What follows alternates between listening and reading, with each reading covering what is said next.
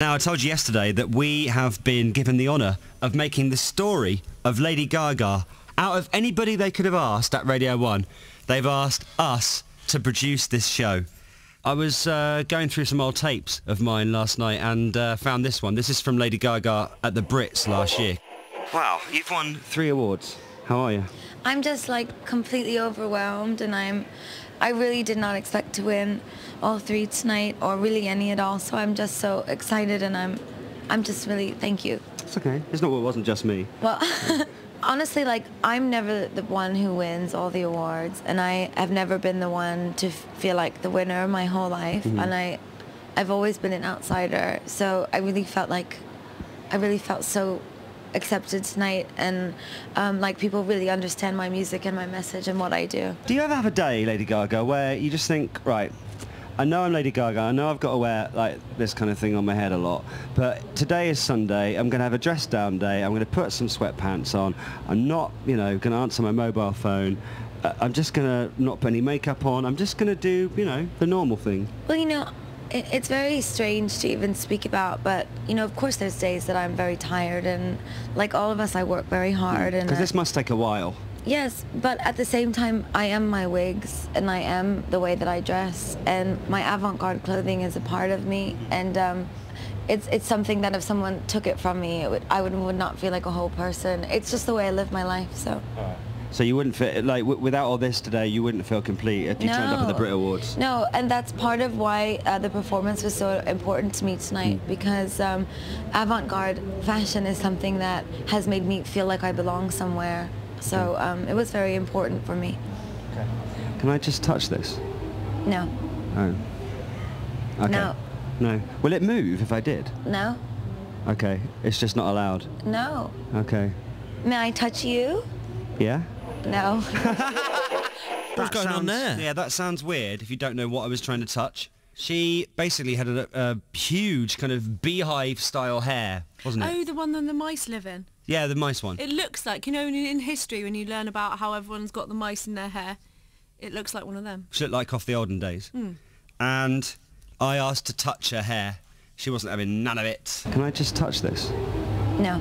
Back in the first interview, she would have let me touch anything I wanted to. I will do anything for Radio 1. Including touching your hair. But things change. People get more famous. I am my wigs, and I am the way that I dress. My avant-garde clothing is a part of me. And you know what?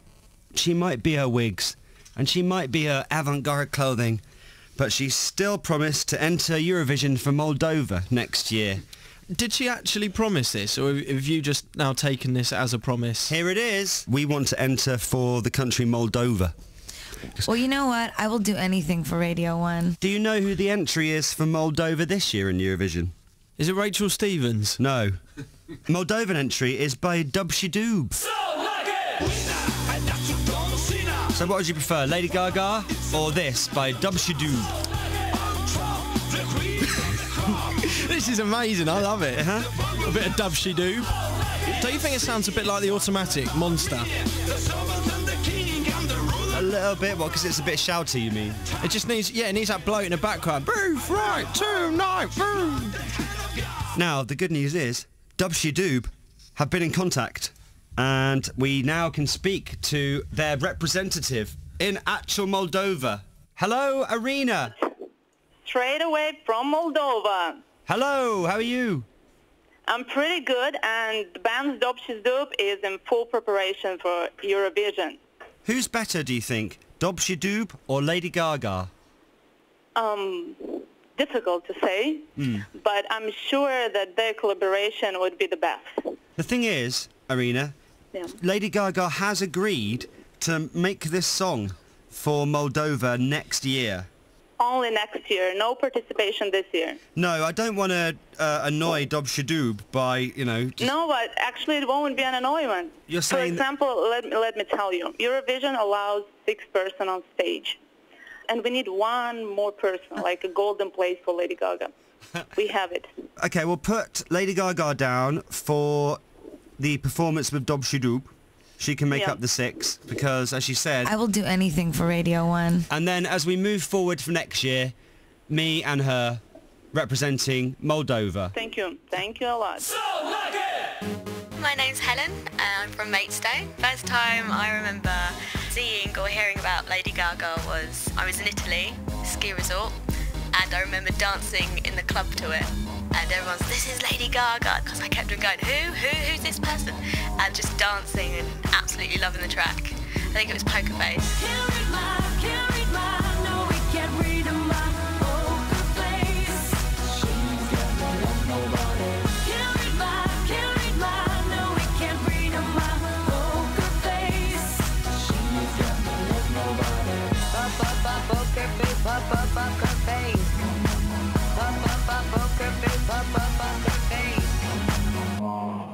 New York DJ and writer Brendan Sullivan. Through a friend of ours, I got the commission to throw the after party for the Killers when they played Madison Square Garden.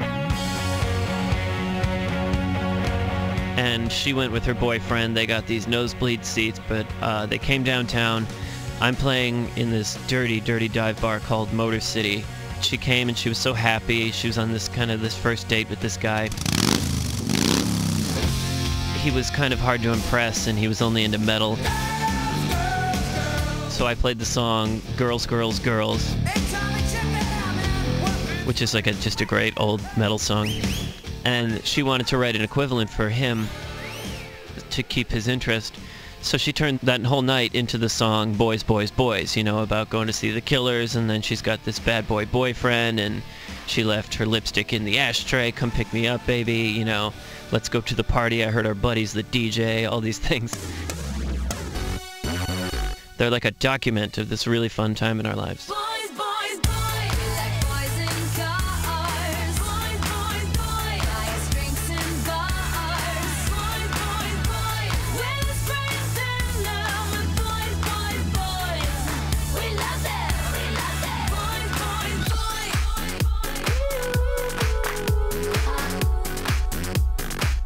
Gaga producer, Red One. I mean, I was struggling for so long, you know, like 14 years. It didn't come like, you know, a lot of people think Red One just happened like that.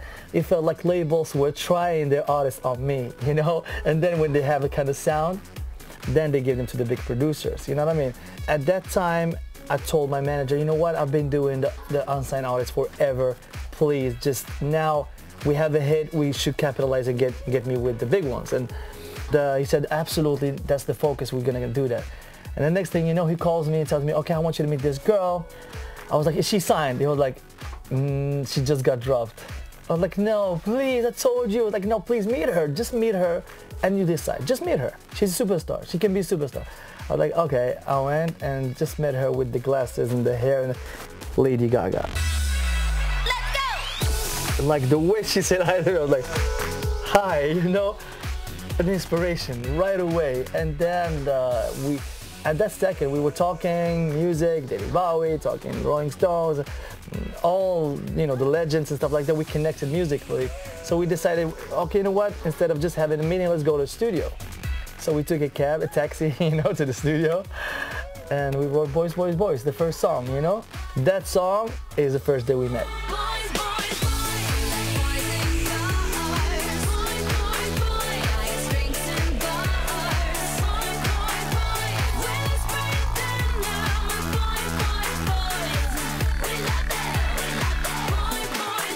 From that day, I think we felt like we had something that's different. She was so open. She told me, whatever, let's just go with something global, big, da-da-da, and it just made sense. And I think from that day, everything started to change.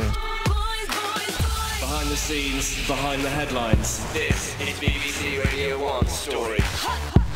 DJ Brendan Sullivan. Recently, our friend Don Hill passed. He was a great guy. He ran a rock and roll club with his name on it. And we had this one terrible night. I think Gaga broke up with her boyfriend, and she hadn't told me this. However, he told me because he was my boss at the time. So he calls me 15 minutes before I'm about to go on for our show, and he says, oh, how's it going? And I said, oh, well, you know, we have a show tonight, so I can't really talk. He goes, okay, well, don't worry. And don't worry about coming in tomorrow because you're fired. Gaga shows up, and I was like, God, your boyfriend just fired me. And she goes, when? I said, not 15 minutes ago. She says, oh, I should have told you. I broke up with him about 20 minutes ago.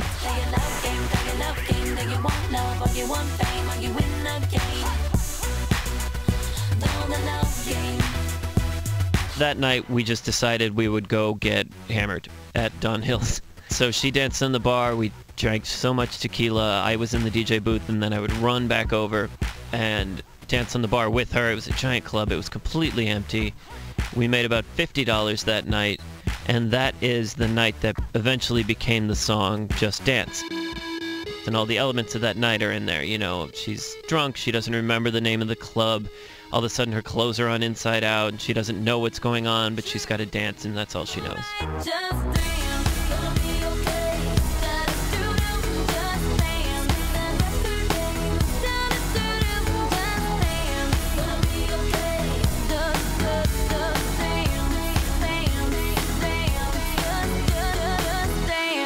Actually, when she's shouting at the intro, the first line she says red one and not red wine. A lot of people think it's red wine, you know, for some reason. No, it's red one. Oh, red wine. And I thank her for that. And then we did the big song Poker Face. And now we have a big one, Bad Romance. Actually, we were in a bus. We were on tour, you know. We're on tour from Ireland on our way to Belgium. We were sitting next to each other, so we always record to my laptop. That's how we do the demos. And the rah came just by singing, you know, like when she sings, I sing, she sings, I sing, and the next thing you know, we have ideas, you know. The good thing about me and her, we are songwriters. All our songs you can play the guitar and sing. If you notice, like on YouTube, you find thousands of covers, like rock bands and piano and guitar, acoustics versions, because it's songs, you know? I want your love and I want your revenge. In the live lounge, this is Klaxons.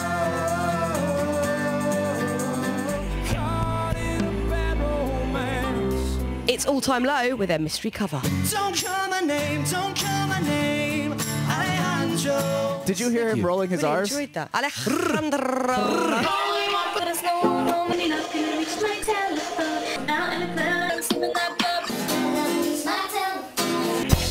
Stop ringing my phone, I'm told to say things that I might not mean.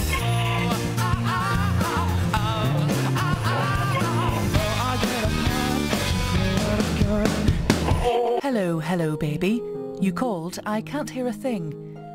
I've got no service in the club, you say. Say? What did you say? You're breaking up on me. Sorry, I cannot hear you. I'm kinda busy.